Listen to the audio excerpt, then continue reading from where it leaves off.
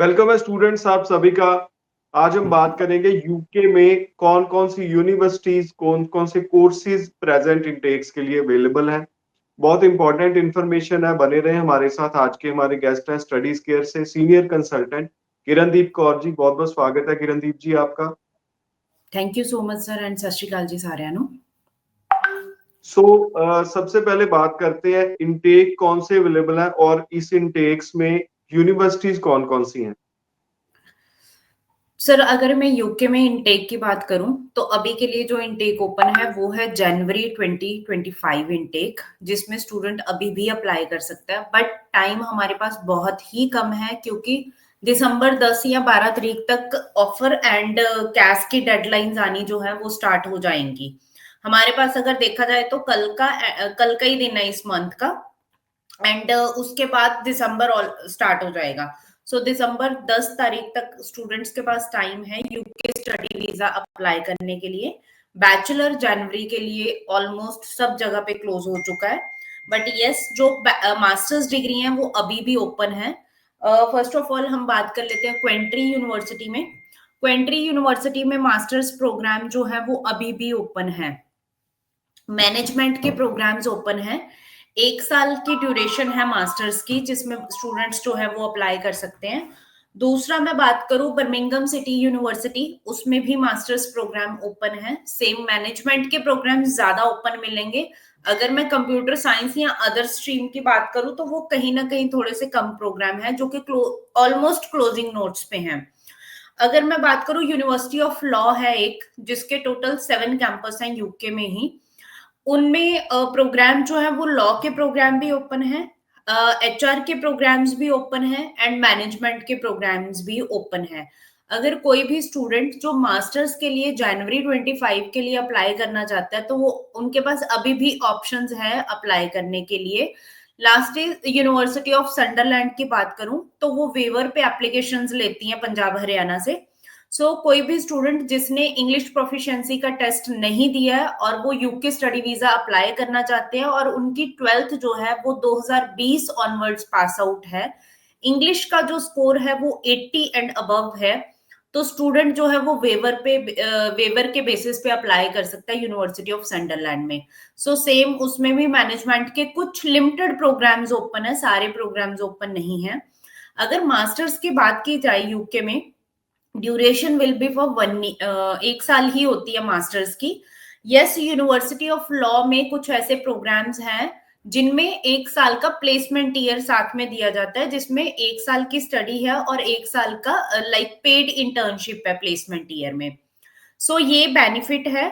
अगर मैं tuition fees की बात करूं इन यूनिवर्सिटीज की, तो आफ्टर स्कॉलरशिप ये यूनिवर्सिटी स्कॉलरशिप भी देती हैं। £1000 से लेके 400 5000 4000 5000 पाउंड तक की स्कॉलरशिप मिलती है। ये टोटली डिपेंड करता है एडमिशन टीम के ऊपर।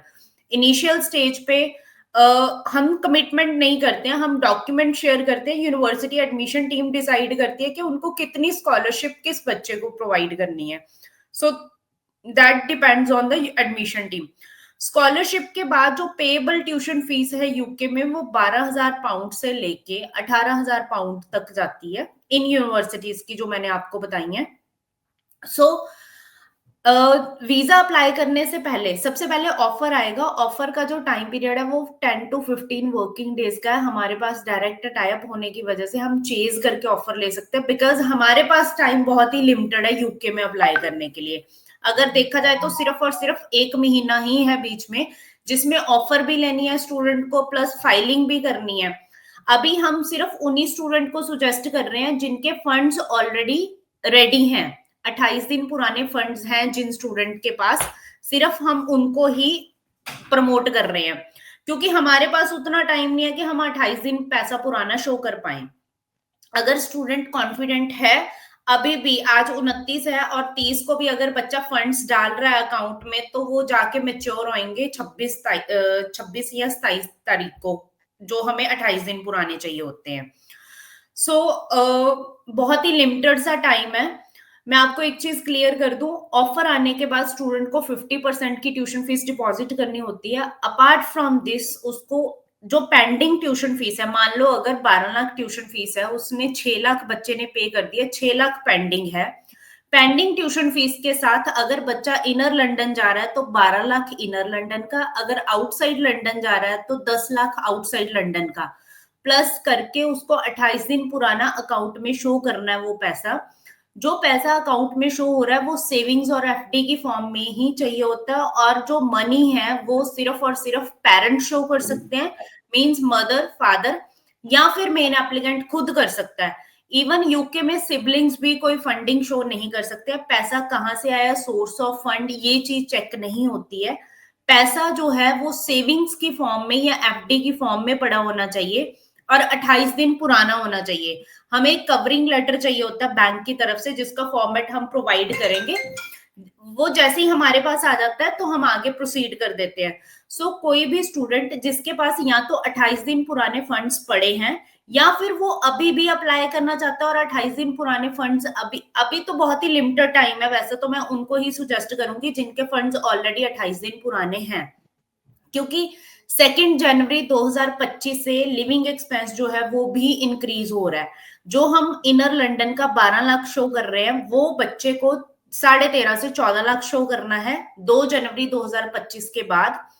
जो स्टूडेंट आउटसाइड लंदन का 10 लाख शो कर रहे हैं वो आउटसाइड लंदन का 12 लाख शो करेंगे। सो अगर किसी भी स्टूडेंट के फंड्स जो है वो ऑलरेडी सिस्टमेटिक हैं उनके बैंक अकाउंट्स में, तो वो अभी भी अप्लाई कर सकते हैं यूके स्टडी वीजा के लिए। जी सर। जी, सो स्टूडेंट्स, आपका कोई सवाल है तो नंबर डिस्प्ले हो रहा है, आप कॉल भी कर सकते हैं। कोई भी डाउट है आपको यूके से रिलेटेड, आप यूके में अप्लाई करना चाहते हैं, चाहे आप +2 के बाद जाना चाहते हैं या फिर बैचलर्स के बाद मास्टर्स करने जाना चाहते हैं। किरणदीप जी, आर्ट्स और मेडिकल वाले स्टूडेंट्स के लिए क्या रिकमेंडेशन है, क्या स्कोप है? आर्ट्स वाले स्टूडेंट को ज्यादातर तो हम सर हॉस्पिटैलिटी, इवेंट मैनेजमेंट है ना, या टूरिज्म, ऐसे प्रोग्राम्स में डालते हैं। रेस्ट हम बच्चे के सब्जेक्ट्स भी चेक करते हैं। कुछ स्टूडेंट्स हैं जिन्होंने फिजिकल एजुकेशन पढ़ा होता है तो उनको हम sports and exercise management related programs में भी अप्लाई कर सकते हैं। कुछ आर्ट्स वाले स्टूडेंट्स ने कंप्यूटर साइंस का सब्जेक्ट भी स्टडी करा होता है ग्रेड 12th में, तो उसके अकॉर्डिंगली हम कंप्यूटर साइंस के रिलेटेड टेक्निकल प्रोग्राम भी दे सकते हैं। वहीं पे अगर मैं मेडिकल स्ट्रीम की बात करूं तो मेडिकल वाला जो स्टूडेंट है वो या तो नर्सिंग में जाता है, क्योंकि एक प्रेफरेंस बनी होती है बच्चे की जिसने मेडिकल करा होता है कि मुझे बीएससी नर्सिंग में जाना है या फिर मास्टर्स ऑफ नर्सिंग में जाना है। उसके अलावा क्योंकि नर्सिंग की जो एंट्री रिक्वायरमेंट है किसी भी कंट्री में अगर बात करें, मेनली यूके की बात करते हैं, तो entry requirement 65 in last study plus IELTS का स्कोर जो है वो 7 on 7 बैंड स्कोर चाहिए। पीटी का स्कोर 65 नॉट लेस देन 65 की रिक्वायरमेंट है। अगर बच्चा कहीं पे भी लैग करता है, किसी एंट्री रिक्वायरमेंट को मेट नहीं कर पाता है, तो हम स्टूडेंट को एडवाइज करते हैं कि वो एडल्ट नर्सिंग का प्रोग्राम है उसमें भी अप्लाई कर सकते हैं। पब्लिक हेल्थ का प्रोग्राम है उसमें अप्लाई कर सकते हैं। हेल्थ साइंस का है, फार्मास्यूटिकल साइंस है, बायोमेडिकल साइंस है, जिन बहुत से प्रोग्राम्स हैं जिनमें स्टूडेंट्स अप्लाई कर सकते हैं। अपार्ट फ्रॉम दिस स्टूडेंट्स जो है वो फूड एंड न्यूट्रिशन में भी अप्लाई कर सकता है। So there are number of options हैं यूके में जिनमें स्टूडेंट्स जो हैं वो अप्लाई कर सकते हैं। बैचलर की अगर बात की जाए तो ड्यूरेशन जो है वो 3 साल की है, बट स्कॉटलैंड में जो बैचलर्स होती है वो 4 साल की होती है। मास्टर्स की ड्यूरेशन सेम है ऑल ओवर यूके में, चाहे वो स्कॉटलैंड में बच्चा जा रहा है या फिर यूके में लाइक लंदन में जा रहा है या किसी भी सिटी में जा रहा है, वहां पे 1 साल की मास्टर्स है। यस, अगर प्लेसमेंट ईयर के साथ जा रहा है तो स्टूडेंट सेकेंड ईयर जो है वो पेड इंटर्नशिप का होता है। पोस्ट स्टडी वर्क परमिट की बात की जाए तो चाहे बच्चा 3 साल के लिए जा रहा है, 4 साल के लिए जा रहा है या फिर 1 साल के मास्टर्स के लिए जा रहा है, पोस्ट स्टडी वर्क परमिट जो है वो 2 साल का है सभी स्टूडेंट्स के लिए। जी सर। जी, लास्ट मेरा सवाल है किरणदीप जी, रिफ्यूजल अगर आती है यूके से, आपके पास कई रिफ्यूजल वाले केसेस भी आते हैं, रिफ्यूजल का रीजन क्या रहता है? रिफ्यूजल सर डिपेंड करता है ना, कई बार क्या होता है कि फाइनेंशियल्स में मैंने वैसे देखा है, या फिर कई बार क्या होता है कि इंटरव्यू हुई है बच्चे की और इंटरव्यू बच्चा कॉन्फिडेंटली क्रैक नहीं कर पाया है। अगर तो इंटरव्यू कॉल आती है हाई कमीशन की तरफ से तो स्टडी स्क्वायर की जो टीम है वो बच्चे को प्रिपेयर करते हैं हम लोग इंटरव्यू के लिए। सेकंड, जो हम फॉर्म फिल करते हैं यूके का, ऑनलाइन एक फॉर्म जाता है हाई कमीशन को, उसमें हमें डिटेल्ड इंफॉर्मेशन अगर अच्छे से फिल करके भेज रहे हैं, बच्चे की प्रोफाइल अच्छे से शो कर रहे हैं वीजा ऑफिसर को, तो मुझे नहीं लगता है कि कोई रिफ्यूजल आनी चाहिए। अगर आती है तो हम पहले प्रोफाइल को पूरा असेस करते हैं कि उसका एग्जैक्ट रीजन क्या है रिफ्यूजल का। फंडिंग में कोई प्रॉब्लम तो नहीं है स्टूडेंट की, जो 28 दिन पुराने शो कर रहे हैं उनमें, क्योंकि कई बार बच्चे एजेंट्स क्या होते हैं, कई बार हमने ये भी सुना है कि हमारे एजेंट ने शो करे थे फंड्स, हमें तो पता नहीं है ना। तो जब वीजा ऑफिसर उससे वो क्वेश्चन पूछता है ना, तो बच्चे को खुद ही नहीं पता होता कि उसने कैसे फंडिंग या कैसे अपनी एप्लीकेशन को सबमिट करा है। हम जब फाइल करते हैं, हम प्रॉपर फॉर्म फिल करके स्टूडेंट को शेयर करते हैं कि आप पूरी डिटेल चेक करो, इंफॉर्मेशन चेक करो, जो हमने फिल करा है वो एग्जैक्ट करेक्ट है। अगर आपको लग रहा है तो आप ऑफिस में बैठ के, कई बार बच्चे को हम बुला लेते हैं ऑफिस के, आपके सामने ही फॉर्म फिल करके उसी टाइम पे क्रॉस चेक करके उसी टाइम पे सबमिट करते हैं।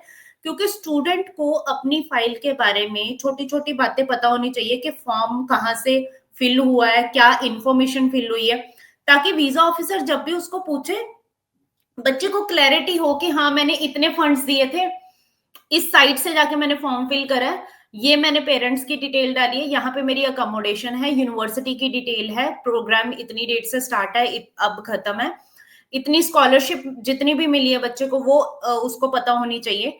यूनिवर्सिटी में कहाँ पे जाके बच्चा स्टे करेगा, अकोमोडेशन कहाँ पे लेगा, वो सारी इंफॉर्मेशन स्टूडेंट को क्लियर होनी चाहिए। सो वो हम स्टूडेंट को डे 1 से लेके जब भी हम फॉर्म फिल करते हैं उस टाइम पे हम पूरी क्लैरिटी बच्चे को सामने प्रोवाइड करते हैं। जी सर। जी, सो ये थे आज के अपडेट्स यूके से रिलेटेड। काफी सारी यूनिवर्सिटीज के बारे में भी हमने आज डिस्कस किया जो इस वक्त ओपन है, जिसमें आप जा सकते हैं। कोई और भी क्वेश्चन है आपका यूके से रिलेटेड तो ये आप नंबर नोट कर लें, इस पे आप पूछ सकते हैं, कॉल कर सकते हैं। कल दोबारा इसी टाइम पे ये लाइव सेशन होगा, और कोई भी सवाल है आपका यूके अगर आप प्लान कर रहे हो तो जरूर हमारा ये सेशन आप रेगुलरली देखें। हम सारे यूके के अपडेट्स रेगुलरली आपके साथ शेयर करते हैं। आज के सेशन में इतना ही। सभी स्टूडेंट्स का बहुत बहुत धन्यवाद। Thank you Kirandeep ji. Thank you so much sir.